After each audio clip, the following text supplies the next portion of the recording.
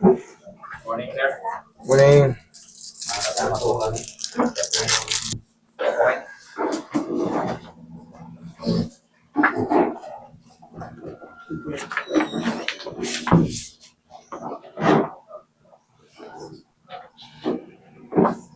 May bukol si tatay ah. Sabi yung spine nyo tayo, tapos may bukol ah. Opo. Ano bang nararamdaman nyo ngayon tayo? Namamanid yung mga tagaliran nyo?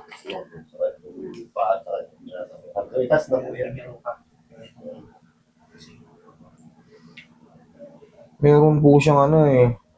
It's one not again. 2 cause you are seen measuring 0.5 cm and 0.6 cm in diameter with several polyps. May bukol si tatay eh.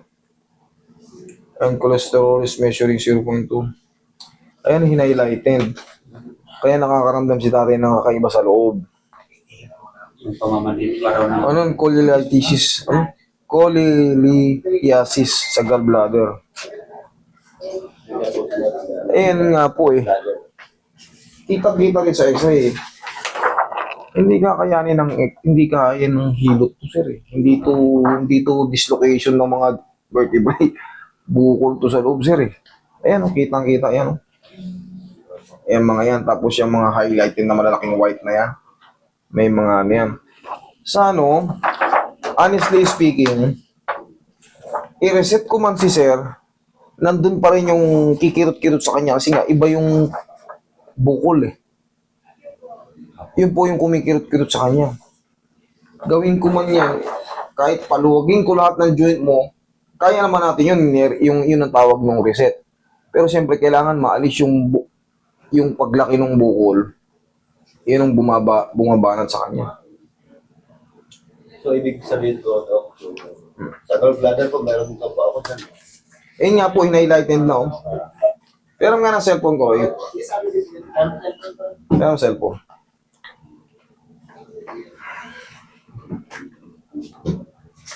Pero cellphone.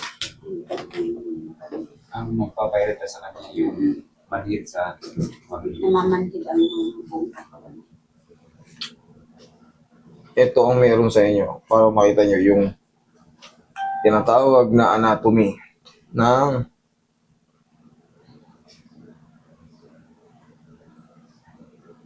bala.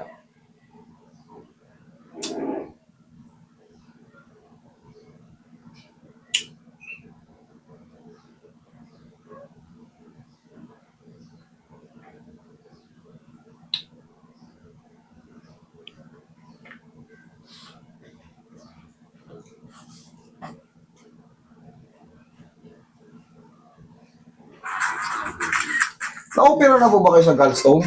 Hindi pa. Yun ang kailangan maalis eh. Gallstone to eh. Tapos meron na rin kayong polyps. Ako, maliliit. Yung mga bukol-bukol sa ano. Like, say some delicious french fries. They make their way through the stomach and into the small intestine. At this Yun pong nagpapakirot sa ano niya eh. Pag ano yung mga pamanhid-manhid niya. Yung sa balakang kaya ko yan eh. Pero baka mawala ngayon sa balakang. Pero yung difference ng mga ano. stimulates the gallbladder. Ayan yung mga tagiliran niya. Ganyan pa rin. Kasi kailangan yun. Bile emulsifies the fat. Isang araw lang yun eh. It up and makes it easier to absorb. Kasi yung man, This is pretty much your gallbladder's job. Store and concentrate bile until the time comes to send it to the small intestine.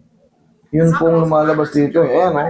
Gotta start somewhere. Gallstone. If we take a closer look at this magical substance, we get a rough breakdown that's something like the Dahil following. tumutulog 70% bile salts and acids, Ito, hindi tayo, hindi nyo lang maintindihan. Ayan oh. 1% proteins, Kung mapapansin yung hinighlighted na. Siyempre, kayo, sa akin kasi, pag tayo ay wala sa medical field, wala tayong knowledge doon. Yung mga na-i-discuss ni Doc, siyempre minsan, sa totoo lang, hindi naman tayo binibigyan talaga ng mahabang ano eh, ng mahabang explanation, lalo kung tayo ay hindi talaga mayaman. Unfair po talaga ang ano, mundo. Yun po talaga ang totoo. Pero kung kayo ay nasa private, at alam nila na bag-bag yung dala yung pera, ikit maghapon tayo magpaliwanagan. Yun ang totoo. Ito po, nilagyan na po ng highlight and in-impression sa inyo. Ayan, cholelithiasis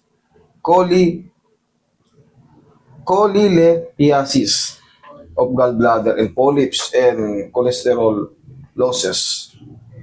Cholesterolosis. Iyan po yung lumabas na impression nyo. Ngayon, itatype nyo lang yan sa YouTube. Lalabas yung mga anatomy yan. Ayan, bato sa abdo. Ngayon, makakaramdam kayo ngayon ng mga pagkirot-kirot yan. Tapos, maaring pag kumain kayo, parang sinasakal yung, parang kinukumos yung loob nyo. Ako parang ano po, yung parang mate. Yun, parang tapos, ano na po yan, multiple complication na yan. Siyempre, pag may mga problema sa loob, pag may mga nag-swell dyan, may maiipit na mga blood vessel, may mga nerves, makakatulong po yun para mamanhid yung mga dadaanan ng dugo. Yung mga hindi madaanan ng dugo. Ang kailangan talaga sa inyo, sir, tanggalin yung bato sa abdo. Hindi naman na amin, mabilis lang operation yun eh. Mabilis lang operation nun. Kahit i-reset ko to, masasaktan ko lang to eh. Masasaktan ko lang to. Kahit maayos ko yung balakang nito, ganun pa rin ang pakaramdam niya. Gusto nyo ba muna o ipaayos nyo muna yan o, para isahan na lang. Kasi useless din, sir. Yun po ang ano ko, take ko dyan. Kasi dito sa ano nyo, normal na tabingi yung spine nyo, normal. Ayan, oh. Talagang makakaramdam kayo ng back pain. Pero hanggat hindi ito naaalis, yung kitang-kita na yan dyan, tapos ito, sayang lang yung gagasusin nyo. Baka mamaya pag uwi nyo, oo, nawala yung ano, pero parang nasaktan akong dito, parang itong part na to parang sumakit Kasi magagalaw ko yan eh. Magagalaw, i-squeezing ko yan. Baka yun naman po ang sumakit kasi matatabig yung sa sikmura nyo. Like, parang sa tingin ko, kailangan nyo muna, hindi siya hilot. Kailangan nyo muna ipaano nyo to, magpa-second opinion kayo. Magpa-second opinion kayo, tapos magpa-schedule na kayo. Magtanong na kayo, mag-inquire na kayo kung magkano pagpaalis ng bato sa abdo. Alam ko, mura lang yun. Ay, ano lang yun. Isang araw lang yun, tanggal ka, labas ka rin eh. Kayang ano yun eh. Isang araw lang yun. Tay, mas the best muna. Sa akin naman, sa assessment ko, wala naman kayong babayaran sa akin. Ang gusto ko lang kasi, yung may mapala yung ano. Kasi baka masaktan ko lang kayo, sayang lang. Tapos nagbayad kayo sa akin. Tapos, hindi rin kayo na-relief. Sayang lang, doon na tayo sa ano.